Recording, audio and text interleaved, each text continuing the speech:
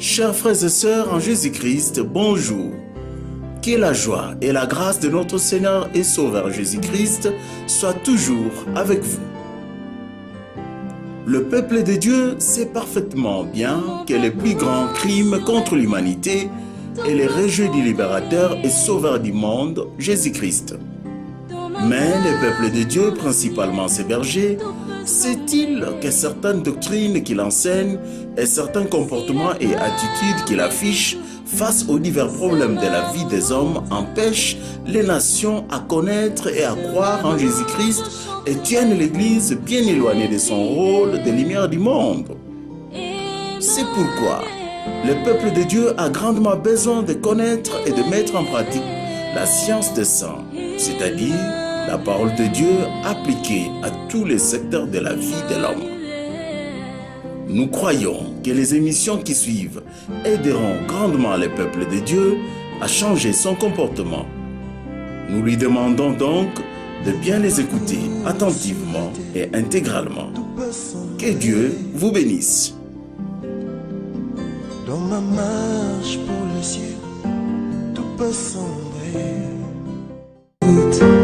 Sur ma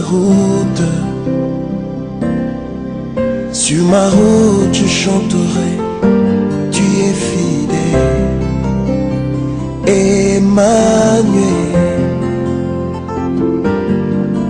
Salutations fraternelles à vous tous qui êtes branchés sur nos antennes pour suivre ces nouveaux numéros de votre émission Parlons Vrai, une émission où nous partageons autour de la parole du Seigneur. Notre invité de ce jour n'est plus à présenter, c'est le frère Sébastien Kindidi avec qui nous réalisons une série d'émissions et aujourd'hui nous allons parler avec lui autour du thème « Sortir de l'état d'enfant pour devenir fils de Dieu, c'est-à-dire un homme fait ». Bonjour frère Sébastien Kindidi. Bonjour ma sœur Charlène. C'est un thème déjà profond, rien qu'à l'entendre. Qu'est-ce que vous pouvez nous dire par rapport à ce thème? Merci ma sœur. Sortir de l'état d'enfant pour devenir fils de Dieu, c'est-à-dire un homme fait.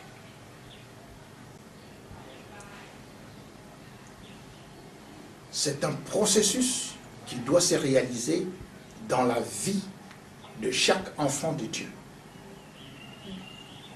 Et cela par les enseignements avec l'aide du Saint-Esprit. La Bible nous dit, si quelqu'un croit savoir quelque chose, il n'a pas encore connu comme il faut connaître. 1 Corinthiens 8, 2. Si quelqu'un croit savoir quelque chose, il n'a pas encore connu comme il faut connaître. En d'autres termes, nous sommes des élèves à l'école de Jésus-Christ. Exactement. Toute notre vie. Ce n'est qu'un petit rappel, mais nous y reviendrons encore. Bien-aimés dans le Seigneur, cette émission, la 13e que nous réalisons, n'était pas prévue dans mon programme. Je me disais que, après que nous ayons diffusé 12 émissions sur la science des saints, parce que c'est cela le résumé de toutes ces émissions, nous pensons que ceux qui auront entendu ces émissions changeraient de comportement, qu'ils croîtraient dans la grâce et la connaissance du Seigneur Jésus, et qu'ils n'auraient plus à parler, à réfléchir, comme ils le faisaient auparavant. Mais bien aimés dans le Seigneur, j'aimerais vous dire qu'après avoir réalisé la dernière émission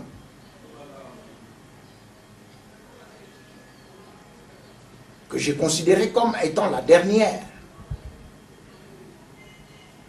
le Seigneur m'a parlé. Il m'a montré ceci en vision nocturne.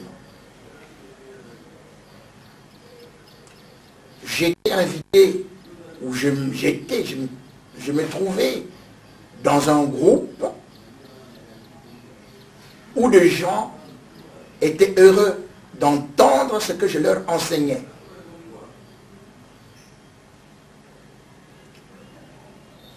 Et à la fin de l'enseignement,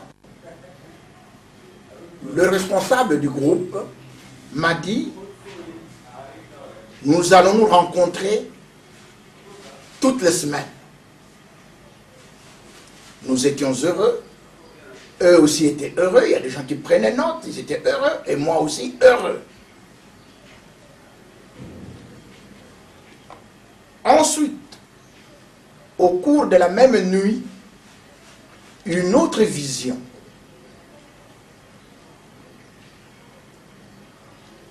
Je me trouvais dans une espèce de cour de l'école.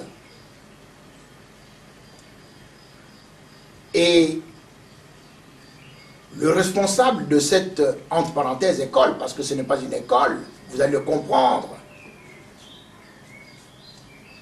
m'appelle. Sébastien Kindidi. Est-ce que Sébastien Kindidi est là? J'ai dit oui, je suis là. Il me dit ceci. Écoutez bien, frère. Il me dit ceci.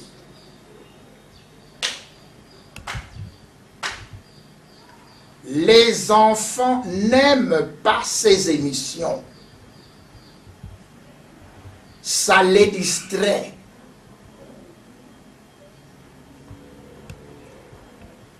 Je répète ce qu'il m'a dit. Les enfants n'aiment pas ces émissions. Ça les distrait. Puis je me suis réveillé, perplexe. Je ne savais que penser de cela. Et c'est seulement bien après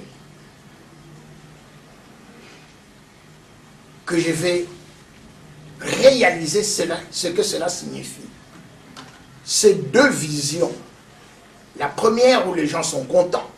Ils me fixent les rendez-vous toutes les semaines. Et la seconde vision où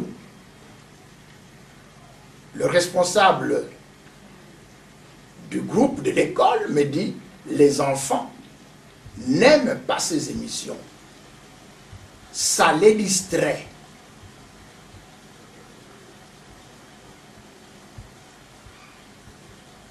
J'ai donc pu réaliser qu'il y a des gens qui entendront cela et qui seront contents et qui marcheront conformément à la volonté de Dieu.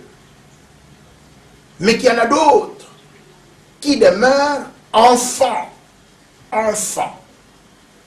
Et pour qui ces émissions est une vaste distraction.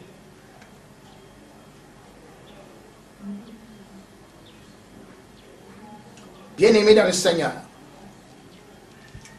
nous savons tous que lorsque l'on prêche la parole de Dieu au monde, il y a des gens qui l'acceptent et d'autres ne l'acceptent pas. C'est cela la voie normale. La Bible nous dit que les disciples n'est pas plus grand que le maître. S'ils m'ont écouté, ils vous écouteront. S'ils ne m'ont pas écouté, ils ne vous écouteront pas.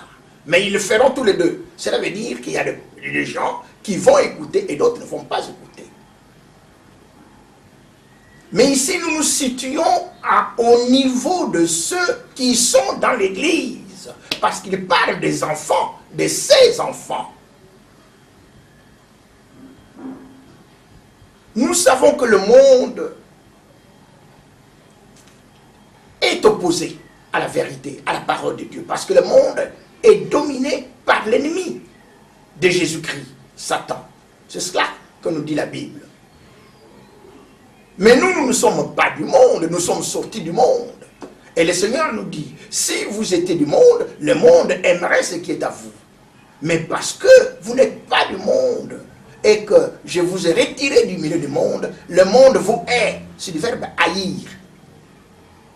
Nous devons donc savoir que nous sommes engagés dans un combat. Mais ce combat a été gagné à la croix. Nous sommes vainqueurs par celui qui nous a aimés. Nous les avons vaincus parce que celui qui est en nous est plus grand que celui qui est dans le monde. Ils nous combattront, mais ils ne nous vaincront point. Le combat est là, mais ils ne nous vaincront point. Les gens du monde. Mais il n'y a pas que eux qui seront opposés à nous. Il y a aussi ceux qui se disent chrétiens, enfants de Dieu, mais qui demeurent au niveau des enfants. C'est-à-dire qu'ils ne sont pas des hommes faits, qui ne sont pas des hommes adultes.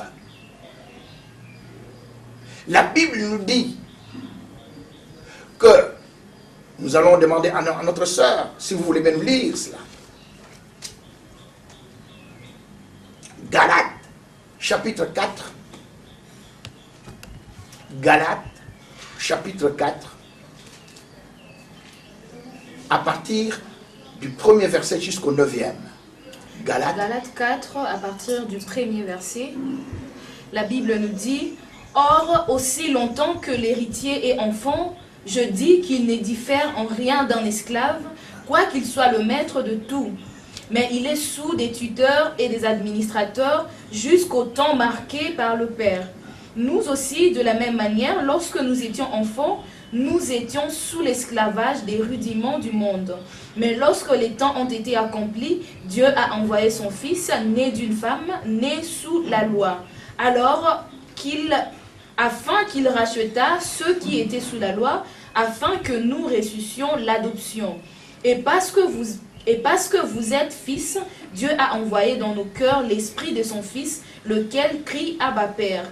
Ainsi, tu n'es plus esclave, mais fils. Et si tu es fils, tu es aussi héritier par la grâce de Dieu. Amen. Amen. Voilà la bonne nouvelle. Lorsqu'on est dans l'ignorance de ses droits, même si l'on est héritier, on n'est pas différent des esclaves. Tout en étant héritier, tu es esclave. Pourquoi? Parce que tu es encore enfant. Parce que tu ne comprends encore rien. Paul nous dit, nous sommes des héritiers de Dieu, co-héritiers du Christ. Mais il y a des conditions à remplir pour être véritablement héritier. Il faut grandir, il faut devenir fils. Alors à ce moment-là, le Père vous donne le droit d'héritier. Tant que vous êtes encore enfant, vous êtes sous la discipline, sous l'autorité des tuteurs. Des gens qui vous commandent alors que vous êtes prince. Des gens qui vous dirigent alors que c'est vous qui êtes héritier. Il faut que vous deveniez adulte, homme fait, fils, pour qu'on vous donne les responsabilités d'héritier. Comprenons très bien, bien-aimés, lorsque le Seigneur nous parle d'enfants, de ses enfants, il s'agit des enfants de Dieu, mais qui restent au stade d'enfants. La Bible nous dit, croissez dans la grâce et la connaissance de notre Seigneur et Sauveur Jésus-Christ. Croissez. Ça signifie qu'il ne faut pas rester stationnaire. Et chaque fois la parole de Dieu, chaque fois que la parole de Dieu est prêchée, soyons attentifs. Car Dieu parle tantôt d'une manière, tantôt d'une autre, mais nous ne prenons point garde. Exactement. Nous allons encore lire, ma soeur, Hébreu. Dans Hébreu, au chapitre 5e, du verset 12 à 14. Hébreu 5, 12 à 14. 12 à 14. Depuis longtemps, devriez être des maîtres. Vous avez encore besoin qu'on vous enseigne le premier rudiment des oracles de Dieu. Vous en êtes venus à avoir besoin de lait et non d'une nourriture solide. Or, quiconque en est au lait n'a pas l'expérience de la parole de justice, car il est un enfant. Mais la nourriture solide est pour les hommes faits, pour ceux dont le jugement est exercé par l'usage à discerner ce qui est bien et ce qui est mal. Amen. Amen. Bien-aimés dans le Seigneur, on n'enseigne pas la science à des petits-enfants. La science est enseignée à des hommes, à ceux qui ont déjà accumulé des connaissances avant. L'expérience. L'expérience. Les petits-enfants qui en sont encore au lait, au rudiment, les enfants, ils aiment ce qui est enfant. Ce qui est Vous facile. entrez dans les églises, vous entendez des cris, c'est bon, nous tous nous crions. Pour le Seigneur, Nani Mukondi, Yesu. Allez, acclamez pour le Seigneur. Oui, nous le faisons. Mais est-ce que nous connaissons ce que ça veut dire Nani Mukondi, Yesu? C'est-à-dire, qui est Seigneur? Jésus. Qui est Seigneur? Jésus. Mais le Seigneur n'a rien dit concernant la vie de l'homme sur la terre. Le Seigneur ne parle que de la vie après la mort. Le Seigneur parle de la condition de l'homme de façon intégrale. Et nous allons y revenir. Nous allons voir que, à cause de notre état d'enfant, nous n'avons pas répandu toute la parole concernant la mission. Car nous sommes en mission. Lorsqu'on est encore enfant, on se contente du lait.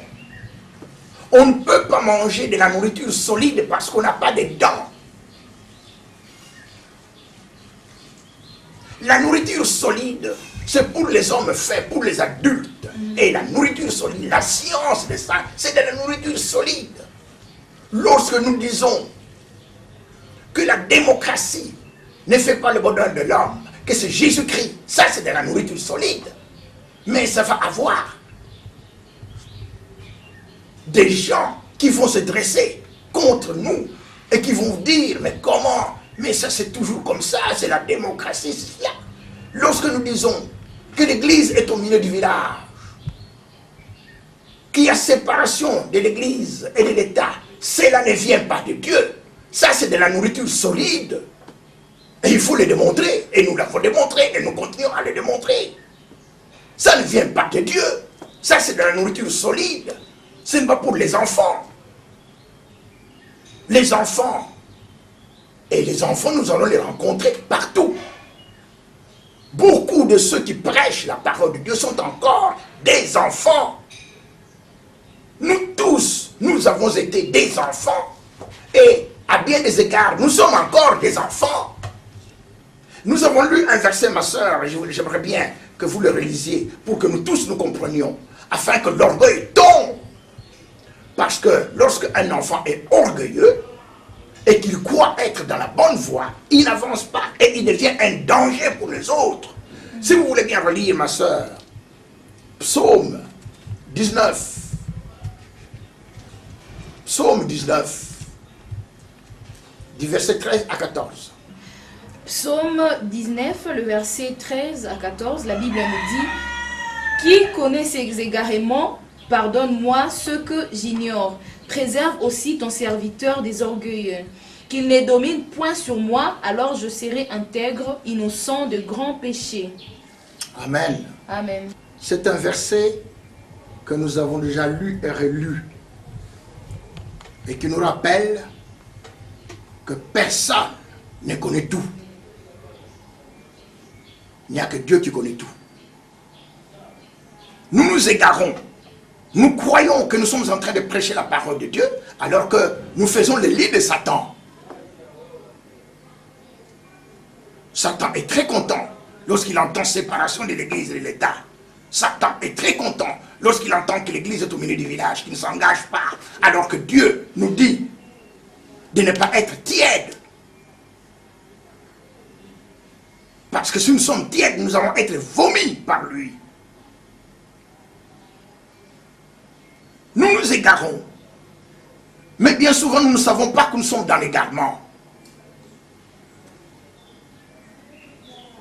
Nous tous, nous avons été des enfants. Et nous le sommes encore sur le plan spirituel, puisque nous ne faisons que croître, grandir. Nous avons combattu des doctrines. Nous réfugions dans des religions, croyant que la religion, nous voyons des types d'hommes qui sont là et que c'est eux qui vont vous conduire à la vérité. Non, mais eux aussi se trompent.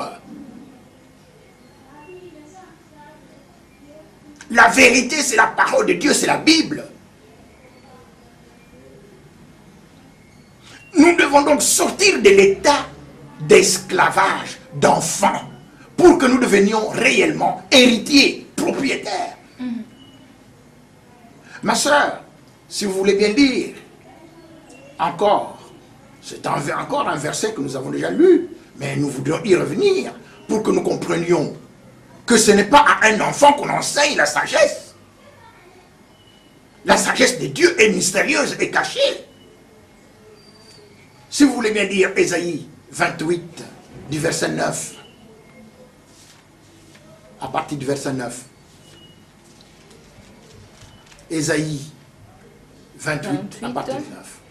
À partir du verset 9, la Bible nous dit: à qui veut-on enseigner la sagesse? À qui veut-on donner des leçons? Est-ce à des enfants qui viennent d'être sévrés, qui viennent de quitter la mamelle? Car c'est précepte sur précepte, précepte sur précepte, règle sur règle, règle sur règle, un peu ici, un peu là. Eh bien, c'est par des hommes aux lèvres balbutiantes et au langage barbare que l'Éternel parlera à ce peuple. Amen. Amen. Ce n'est pas à des petits-enfants, à ceux qui viennent de quitter la mamelle, à ceux qui sont nés de nouveau. Quand on dit né de nouveau, signifie que vous êtes nouveau-né. Mais maintenant, il faut grandir. Oui. Il ne faut pas rester au stade de nouveau-né, né de nouveau. Non, il faut grandir. Oui. Et à qui veut-on enseigner la sagesse? La sagesse de Dieu n'est pas enseignée à ceux qui en sont encore au niveau, au niveau de lait maternel ou de lait tout court. Il faut, pour comprendre la parole de Dieu, toucher ici, toucher là, c'est par ici, c'est par là, c'est un peu ici, un peu là. La parole de Dieu, l'Esprit de Dieu vous fait voyager dans toute la Bible. Pourquoi les enfants considèrent-ils cela comme ce que nous disons comme distraction? Mais parce que nous citons tel verset, nous allons ici, et finalement ils ne comprennent pas. Ça les distrait, on ne sait pas qu'est-ce que l'on veut. Ah oui, nous avons déjà eu des pasteurs qui se demandent, mais qu'est-ce que vous voulez? Et qu'est-ce que nous voulons? Mais qu'est-ce que nous voulons? C'est que Dieu veut que nous connaissions sa parole. Exactement. Un peu ici, un peu là, précepte, telle règle, ceci, cela. Mais ce n'est pas concentré dans un seul verset. La sagesse de Dieu, nous dit la Bible, elle est mystérieuse et cachée. Elle est diffuse dans toute sa parole. Ce n'est pas un verset, vous n'allez pas fonder une doctrine sur base d'un verset. Oh, Jésus-Christ a dit, laissez, rendez à César ce qui est à César et à Dieu ce qui est à Dieu. Donc, tout ce qui est politique, ça c'est pour le monde. Et nous, Église, non, ça ne nous regarde pas. Sur base d'un verset, mais il y a d'autres versets que vous ne comprenez pas parce que vous êtes enfant ou parce qu'il y a un barrage. Satan, parce que c'est Satan qui vient obstruer la vérité. Il vous enseigne. Vous avez reçu un enseignement et vous croyez qu'avec cet enseignement c'est complet. Vous n'avez plus besoin d'aller ailleurs. Eh bien, Satan vous bloque, vous donne une intelligence obscurcie. Et vous ne voyez plus ailleurs. Ah oui. Nous l'avons tous été. Et nous continuons encore à lutter contre cet état. De nous accrocher à un verset. Non! La Bible nous dit, le vent souffle où il veut. Vous en entendez le bruit, mais vous ne savez d'où il vient et où il va. Ainsi en est-il de celui qui est né de l'Esprit. Il faut que nous ayons le Saint-Esprit. Le Saint-Esprit est comparé à du vent, à du souffle. Il va où il veut, mais vous ne savez d'où il vient et où il va. C'est l'Esprit qui vous fait promener partout. Cela veut dire que quand vous n'êtes pas conduit par le Saint-Esprit, vous êtes bloqué. Exactement. Mais si c'est l'Esprit Saint qui vous conduit, vous allez voyager dans les Saintes Écritures. Et cet Esprit Saint vient de Jésus-Christ. C'est Jésus-Christ qui vous l'envoie, ça vient du Père.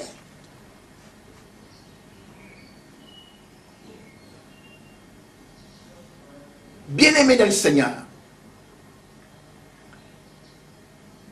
beaucoup de gens, et qui prêchent même la parole de Dieu, vous diront, nous dirons, et nous les en avons déjà reçu des échos, que ce que nous disons, ça n'a rien à voir avec la mission. Nous avons déjà eu à expliquer dans une des émissions où quelqu'un nous a dit que sur le plan exégétique, l'exégèse, sur le plan missiologique, la mission, nous sommes à côté. Bien-aimés dans le Seigneur, si le Seigneur a voulu que nous revenions là-dessus pour montrer à ceux qui sont encore des enfants, et nous sommes tous à un certain degré, nous devons sortir de cet état. La mission du Seigneur, ma soeur, vous allez le lire, si vous pouvez bien lire Matthieu 28, du verset 18 à 20. Matthieu chapitre 28, verset 18 à 20. Matthieu, le chapitre 28, verset 18 à 20. La Bible nous dit, « Jésus s'étant approché leur parla ainsi. Tout pouvoir m'a été donné dans le ciel et sur la terre. Allez, faites de toutes les nations des disciples, les baptisant au nom du Père, du Fils et du Saint-Esprit, et enseignez-leur à observer tout ce que je vous ai prescrit. Et voici, je suis avec vous tous les jours jusqu'à la fin du monde. » Merci ma soeur. Est-ce que vous voulez bien reprendre le verset 19 à 20? Le verset 19 à 20. Allez, faites de toutes les nations des disciples, les baptisant au nom du Père, du Fils et du Saint-Esprit, et enseignez-leur à observer tout ce que je vous ai prescrit. Et voici, je suis avec vous tous les jours jusqu'à la fin du monde. Amen. Amen. C'est ça la mission. Exactement. La mission. Toute personne née de Dieu, nous avons suivi la fois dernière, que pour nous qui sommes nés de Dieu, il n'y a pas un autre projet de société, si ce n'est la mission. Pourquoi? Parce que nous sommes disciples. Et il faut qu'on entende ce que c'est qu'un disciple. Les disciples là. Élève. Dans les actes des apôtres, ma soeur, parce qu'il y en a beaucoup qui ne comprennent pas encore ce que c'est des disciples.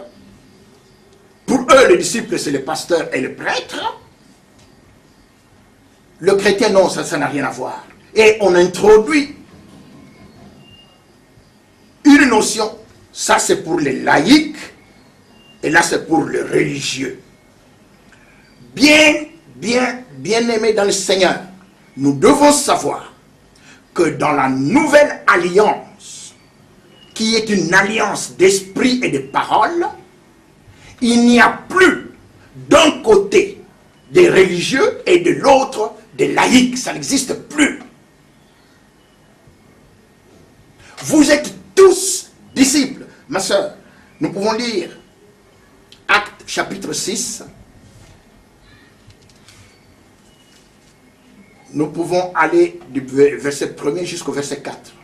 En ce temps-là, le nombre des disciples augmentant, les hellénistes murmurèrent contre les Hébreux parce que leurs veuves étaient négligées dans la distribution qui se faisait chaque jour. Les 12 convoquèrent la multitude des disciples et dirent « Il n'est pas convenable que nous délaissions la parole de Dieu pour servir aux tables. C'est pourquoi, frères, choisissez parmi vous 7 hommes de qui l'on rende un bon témoignage, qui soient pleins d'Esprit Saint et de sagesse, et que nous chargerons de cet emploi. Et nous continuerons à nous appliquer à la prière et au ministère de la parole. » Amen. Amen. Parmi les disciples, il y a des gens qui ont reçu le don de prêcher la parole. Oui. Mais les autres ont reçu des dons dans d'autres domaines. Oui. La Bible nous dit, toute grâce est excellente, tout don parfait descend d'en haut, du Père de la lumière, chez lequel il n'y a ni ombre de variation. Tous ces dons que nous avons, que vous prêchez la parole de Dieu, ou que vous soyez mécanicien, ou que vous soyez homme d'affaires, ou que vous soyez homme politique, n'importe quelle fonction que vous exercez, où vous avez reçu le don, vous y êtes, vous exercez cette fonction-là pour Dieu. Si vous êtes enfant de Dieu, tout a été créé par lui et pour lui. Et si vous le faites pour Jésus-Christ, parce que c'est Jésus-Christ qui veut que vous travaillez pour lui, vous êtes un disciple. Dans tout ce que vous faites, vous êtes disciple de Jésus-Christ. Le disciple n'est pas seulement celui qui prêche. Le disciple, c'est celui qui a reçu Jésus et qui va en sa mission, dans sa mission. Et si vous voulez bien encore répondre, ma soeur, la mission, relisez encore 19, que nous comprenions bien la mission.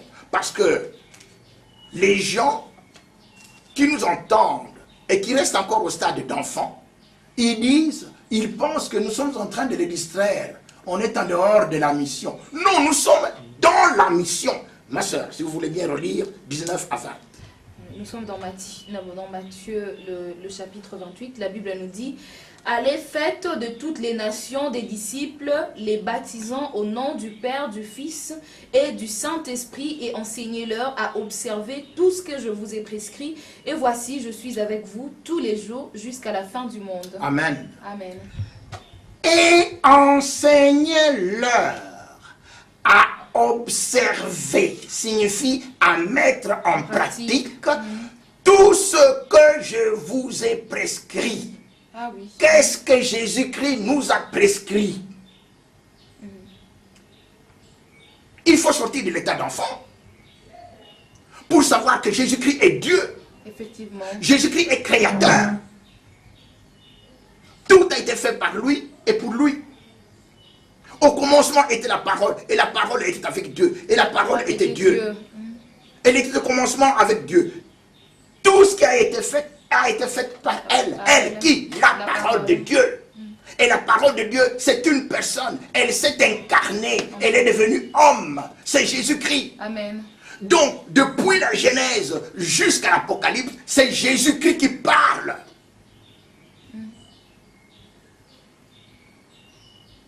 Et tout ce qui est dit là-dedans, ça nous interpelle. La Bible dit, toute la parole est inspirée de Dieu. Elle est utile pour enseigner, pour corriger, pour convaincre, pour instruire dans la justice, afin que l'homme de Dieu soit accompli et soit propre à toute bonne œuvre. Toute la parole, elle est inspirée. Oh, j'ai entendu un jour quelqu'un dire, mais ce que vous dites là, ce n'est pas Dieu, c'est Paul, hein, c'est Paul qui l'a dit. Oh, enfant, Paul parle par l'inspiration de Dieu. Les prophètes ont parlé par l'inspiration de Dieu. Les apôtres ont parlé par l'inspiration de Dieu. Et toute cette parole s'appelle Jésus-Christ. Parole inspirée, parole de Dieu. Elle s'est faite chair. Et si on ne comprend pas que nous n'avons pas besoin de religion, nous n'avons pas besoin de parti politique, nous n'avons pas besoin de démocratie, mais nous avons besoin de Jésus-Christ, signifie que nous avons besoin de Dieu qui s'est fait homme. Et c'est Jésus-Christ. C'est ça la vérité, c'est cela la mission, c'est annoncer Jésus-Christ. Mais comment vous allez l'annoncer? Vous abandonnez, Dieu nous dit, vous serez la tête et non la queue. Ah, vous dites, vous serez la tête et non la queue. Mais est-ce que vous allez être la tête en étant dispersé? Est-ce que vous ne voyez pas l'exemple même chez les païens? Parce que le Seigneur le cite. Les enfants de ce siècle sont plus avisés à l'égard de leurs semblables que ne le sont les enfants de lumière.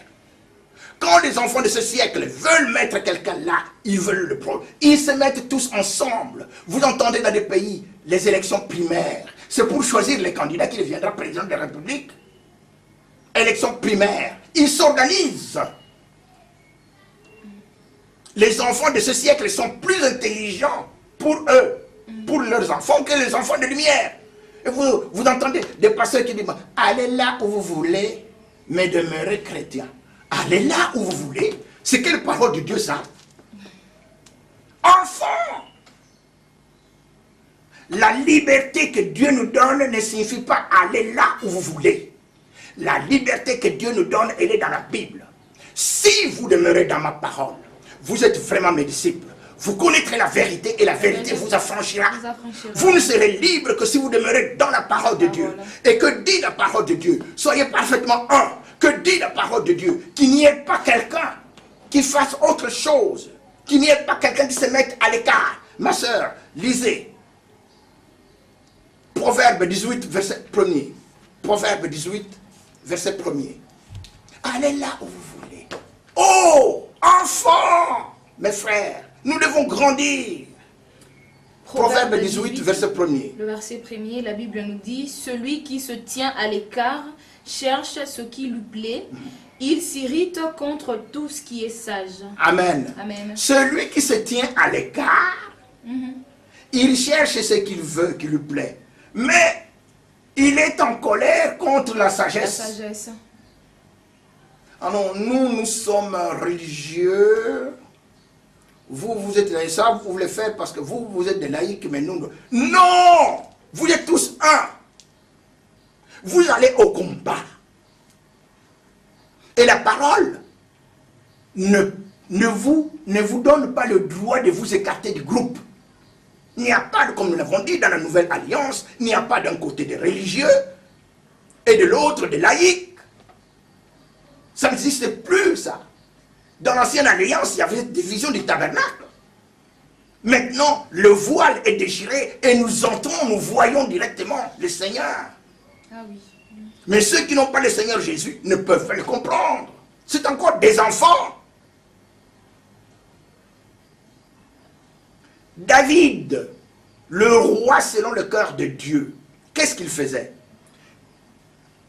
Nous avons lu, mais nous pouvons encore relire, mais nous n'avons pas beaucoup de temps, ma soeur. Le psaume 51, verset 15, vous n'allez pas les lire, nous le connaissons. J'enseignerai tes voies à ceux qui les transgressent, et les pécheurs reviendront à toi. J'enseignerai tes voies, les voies du Seigneur. Qui est-ce qui parle? C'est le roi. Et la Bible nous dit, vous avez établi des rois sans mon ordre. Dieu veut que celui que vous élevez soit porteur de l'ordre de Dieu. Et cet ordre, c'est aller faire de toutes les nations des disciples. Est-ce que vous pouvez encore douter de la mission que tous ceux qui sont envoyés de Dieu prêchent la parole de Dieu, quel que soit le domaine où ils sont envoyés, s'ils ont la capacité, s'ils ont ce pouvoir, s'ils ont ce don, ils doivent prêcher Jésus-Christ, quel que soit le domaine où ils sont envoyés. Faites aller où vous voulez. Non, mes frères, cessons d'être des enfants. Nous ne pouvons pas recevoir les bénédictions de Dieu si nous ne remplissons pas les conditions. Parce que toute bénédiction est liée à une condition. Toutes les bénédictions de Dieu sont au conditionnel. Vous serez la tête et non la queue si vous obéissez à mes commandements. Ah oui. Et si vous n'obéissez pas, vous avez le contraire. Donc il suffit pas de dire, chrétiens, nous chantons, nous attendons la venue du Seigneur. Mais sur cette terre-là, où vous devez aller proclamer la parole de Dieu, vous allez être écrasé par l'ennemi. Pourquoi? À cause de votre enfantillage, à cause de votre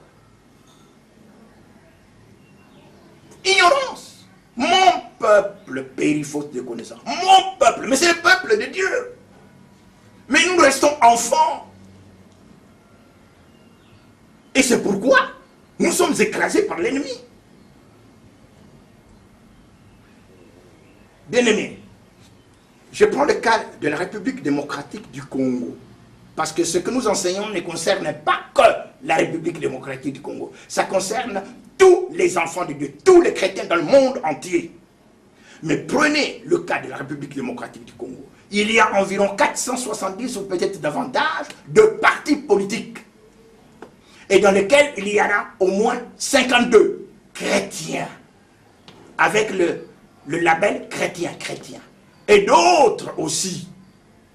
Chrétiens sont dans tous ces partis, dans les 400 là. Personne ne trouve, personne ne bouge, ne lève son petit doigt. Nous sommes dans le domaine spirituel, et donc ça c'est la politique, ça ne nous regarde pas. Est-ce que vous faites la mission?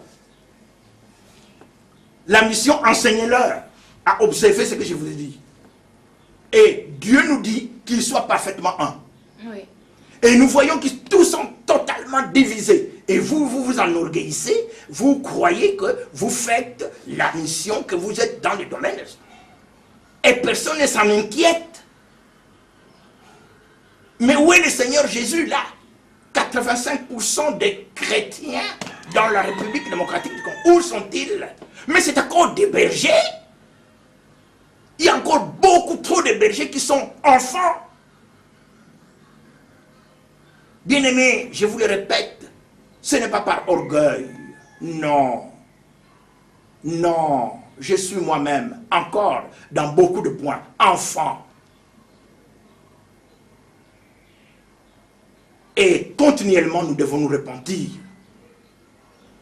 Nous devons nous repentir. Quand vous voyez les gens qui viennent s'enrichir dans ce pays, on prend les ressources naturelles comme on veut. Mais savez-vous que Dieu a dit ceci? L'œuvre du juste, c'est pour la vie.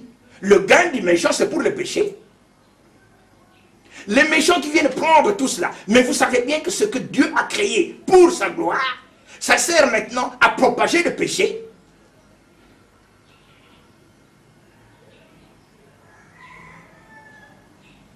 On parle ici, nous les Américains, oh, vous les Congolais, vous ceci.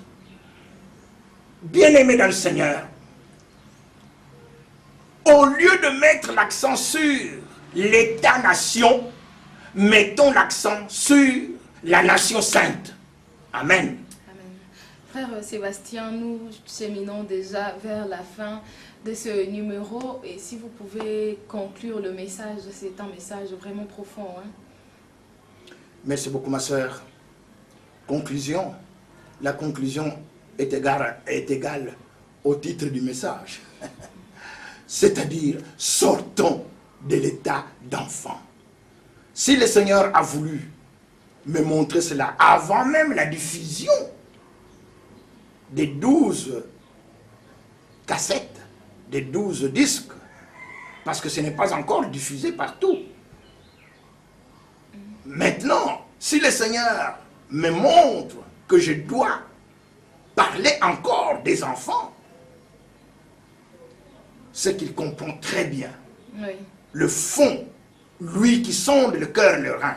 Oui. Nous parlons, mais Dieu sait d'avance qui acceptera ça et qui ne l'acceptera pas. Et parmi ceux qui n'accepteront pas, il y en a beaucoup qui prêchent la parole de Dieu. Et donc, nous devons faire bien attention. La Bible nous dit ceci, que Dieu résiste aux orgueilleux et il fait grâce aux humbles. Nous avons tous été des gens orgueilleux, croyant connaître. Oh, j'ai beaucoup aimé ma soeur, cette anecdote qui m'a été racontée. Un bien-aimé serviteur de Dieu, il est dans le repos du Seigneur. Mais quand il était païen, il voyait sa femme aller à la prière. Il lui disait, oui, allez, priez pour moi, hein, priez. Bon, c'est mon cas. Et ce bien-aimé était un professeur d'université. Il était agrégé d'université. Alors, lui, agrégé d'université, ne pouvait pas s'abaisser, aller passer son temps à la prière. Et sa femme priait beaucoup. Et finalement, Dieu a touché son cœur. Il s'est converti. Et il avait fait un bon témoignage après sa conversion. Il a dit, bien-aimé, moi, qui me disais toujours agrégé d'université, je ne peux pas m'abaisser à ces spectacles-là. Eh bien, quand j'ai reçu le Seigneur Jésus dans ma vie comme Seigneur et Sauveur, je me suis senti complètement désagrégé. Amen. Amen. Oui, parce que nous avons le cœur de pierre. Mais quand le Seigneur vient en nous, il nous donne un cœur de chair. Oui. Mais il faut que les pierres se désagrègent. Afin que nous ayons un cœur nouveau. Et que nous ayons un esprit nouveau. Oui. Que l'orgueil tombe. Et que nous écoutions seulement la parole de Dieu, Jésus-Christ. Effectivement. Voilà, ma sœur, en peu de choses, ce que je peux vous dire sur cette impérieuse nécessité de changer de cap, sortir de l'état d'enfant pour devenir fils de Dieu, pour devenir homme fait, pour que nous puissions devenir réellement les héritiers. Exactement. Que Dieu nous bénisse. Je crois que chacun de nous a tiré sa part. C'était un message vraiment profond qui nous aide à sortir de l'état des enfants pour devenir des hommes faits. Des hommes faits, des héritiers et co-héritiers de Jésus-Christ. Nous sommes arrivés pratiquement à la fin de ce numéro de votre émission Parlons Vrai. Aujourd'hui, nous avons parlé autour du thème « Sortir de l'état d'enfant pour devenir fils des dieux », c'est-à-dire un homme fait. C'était avec le frère Sébastien Kindidi, avec qui nous réalisons une série d'émissions. Frère Sébastien Kindidi, avant de nous séparer, comment vous joindre pour besoin, pour toute préoccupation, comment est-ce qu'on peut vous joindre? Le frère et sœurs qui nous suivent, comment vous joindre? Merci beaucoup, ma sœur. Je crois que dans les émissions précédentes, nous avons parlé de la nécessité des enfants de Dieu à être véritablement un. Il ne s'agit pas d'une théorie être un, mais quand vous êtes un pour l'œuvre de Dieu, vous devez contribuer pour que l'œuvre de Dieu s'étende. Lorsque l'on pense, lorsqu'on s'imagine, par exemple, que dans un pays comme la République démocratique du Congo, qui se dit être peuplé à 85% de chrétiens, vous n'avez même pas une télévision qui puisse être entendue, je veux dire télévision chrétienne, qui puisse avoir des antennes touchant le monde entier, c'est un scandale. Mais comment voulez-vous que les enfants de Dieu, qui sont ailleurs et même qui sont dans le pays, puissent suivre ce que nous disons? Nous avons donc besoin de moyens et de beaucoup de moyens pour faire entendre la parole de Dieu. Parce qu'aujourd'hui, ceux qui parlent, ceux qu'on écoute, ce sont les païens. Mais Dieu ne veut pas justement que sa parole soit retenue, captive, prisonnière. Il est dit, eux, ils sont du monde, ils parlent selon le monde et le monde les écoute. Nous sommes de Dieu. Ceux qui sont de Dieu nous écoutent. Et ceux qui ne sont pas de Dieu ne nous écoutent pas. C'est par là que nous comprendrons qu'il y a l'Esprit de Dieu et l'Esprit du monde. Mais si nous qui avons reçu une mission, nous ne nous faisons pas entendre, faute de moyens. Mais qui va nous écouter? Donc, lorsque nous en appelons à la bonne conscience des enfants de Dieu, pour intervenir, pour que cette parole soit répandue partout, eh bien c'est une nécessité impérieuse. Mais il y a d'autres types de questions aussi qui pourront être soulevées. Et donc pour nous joindre pour ce problème matériel, de problème financier, nous avons toujours donné notre numéro de téléphone, d'organisation, parce qu'il faut une organisation. Peu importe comment on va l'appeler, mais nous avons déjà quelque chose en tête que Dieu nous a mis. Il faut que les enfants de Dieu se regroupent, ils soient un. Et pour ce faire, ceux qui voudraient avoir plus de renseignements sur cela, ils pourront téléphoner. Ma soeur, comme je ne lis plus bien, si vous voulez bien.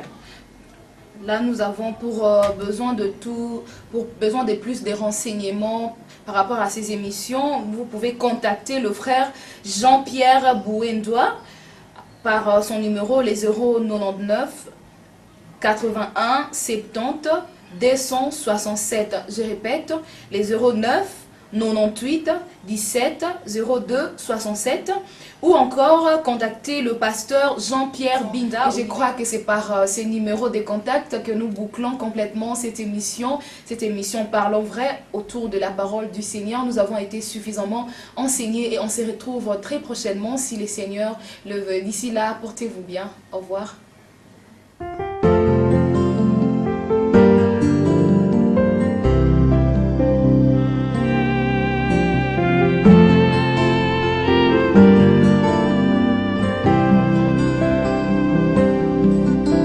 Parcours sur la terre, tout peut sombrer.